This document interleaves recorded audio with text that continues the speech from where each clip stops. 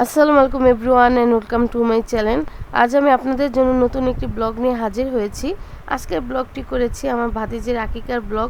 আপনারা হয়তো অনেকেই জানেন যে আমার ভাইয়ের একটি মেয়ে বাবু হয়েছে। তো বাবুটা হওয়ার পর থেকে অনেক অসুস্থ ছিল, এর জন্য আমরা আকিকাটা দিতে পারি নাই। এখন আল্লাহ দিলে আমার ভাস্তি সুস্থ, এর জন্য 21 দিনে সেই আকিকাটা আমরা দিচ্ছি। দেখতেই পাচ্ছেন আমরা সবাই হাটে চলে এসেছি, আমি, আমার বাবা এবং আমার ফ্যামিলি 2-1 সদস্য। এখন পুরো হাটটা ঘুরে আপনাদেরকে দেখাবো, চলুন দেখা যাক। আমার ভাতিজির আকিকার অনুষ্ঠানটা আমাদের অনেক বড় করে করার ইচ্ছা ছিল। এত গরম আর ভাতিজি যেহেতু অসুস্থ থেকে একটু সুস্থ হয়েছে, এর জন্য আমরা কিছুদিন পর বড় করে অনুষ্ঠানটা করব। আর যেহেতু আকিকা দেওয়াটা সুন্নত, এর জন্য আমরা আকিকাটা দিয়ে দিচ্ছি।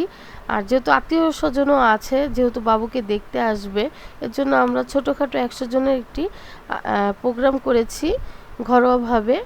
সেটা আপনারা সামনে ভিডিওতে দেখতে পাবেন। আর আমরা আকিকা দিয়ে এই আকিকার মাংস একটা এতিমখানা এবং একটা মাদ্রাসায় আমরা সমান ভাগ করে দিয়ে দিব।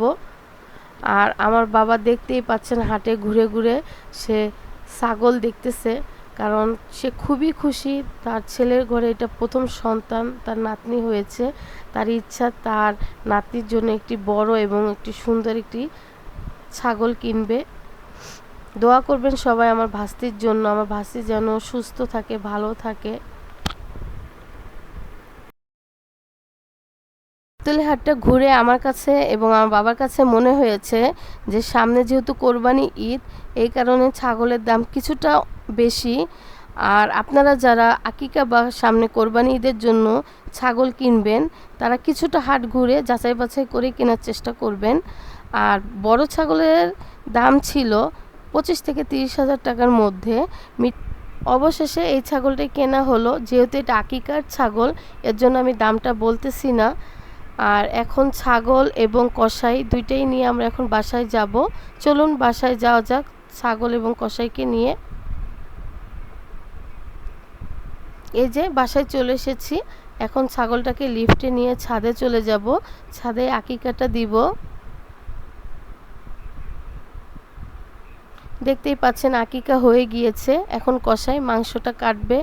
যেহেতু ছাদে লাইটিংয়ের সমস্যা ছিল, এই কারণে লাইটটা জ্বালাইতে পারি নাই, মোবাইলের লাইটেই মাংসটা কাটা হচ্ছে।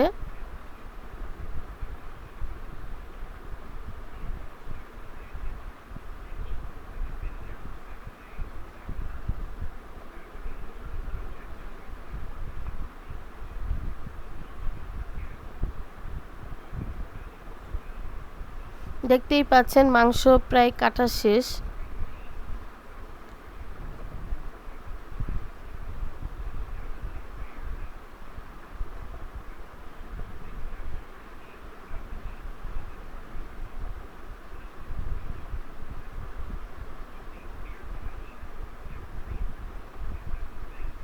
এই যে আকিকার মাংস চলে এসেছে। আকিকার মাংস 17 কেজি হয়েছিল। এখন এটা ভাগ করে 2 ভাগে ভাগ করে একটা এতিমখানা একটি মাদ্রাসায় দিয়ে দিব। আজ এই পর্যন্ত, সবাই ভালো থাকবেন।